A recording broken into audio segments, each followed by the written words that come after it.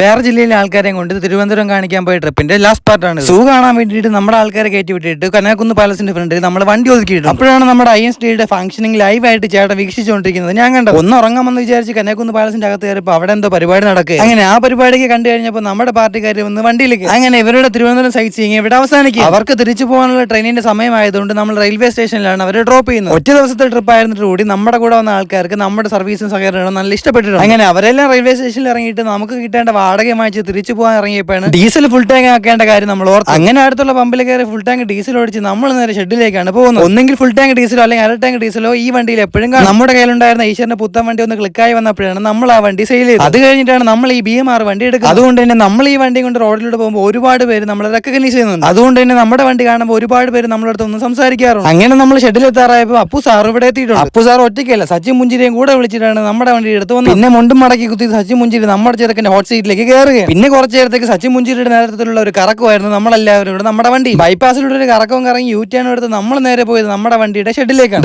ഈ കാണുന്നതാണ് നന്ദു ഹോളിഡേസിന്റെയും നമ്മുടെയും ഇപ്പോഴത്തെ പുതിയ ഷെഡ്. അങ്ങനെ വണ്ടിയെ കൊതുക്കി വീട്ടിൽ പോയി ചോറും കഴിച്ചിട്ട് വന്നപ്പോൾ നേരെ സ്വന്തം. അപ്പോഴേക്കും അപ്പു സാർ നമ്മുടെ വണ്ടി ക്ലീൻ ആക്കാൻ വേണ്ടിയിട്ട് തുടങ്ങിയിട്ടുണ്ട്. രാത്രി വണ്ടി കഴുകാനാണ് അപ്പു സാറിന് പ്രിയം. കൂട്ടിന് ആരെങ്കിലും ഉണ്ടെങ്കിൽ അപ്പു ഒറ്റയ്ക്ക് തന്നെ വണ്ടി കഴുകിക്കും. അതുകൊണ്ട് തന്നെ അപ്പുവിന്റെ കൂട്ടായിട്ട് 34 സീറ്റും കഴുകിക്കൊണ്ട് റിജോയും ഇവിടെ ഉണ്ട്. ഇതുപോലുള്ള ട്രിപ്പിന്റെ വീഡിയോ ആയിട്ട് നമുക്ക് വീണ്ടും നാളെ കാണാം.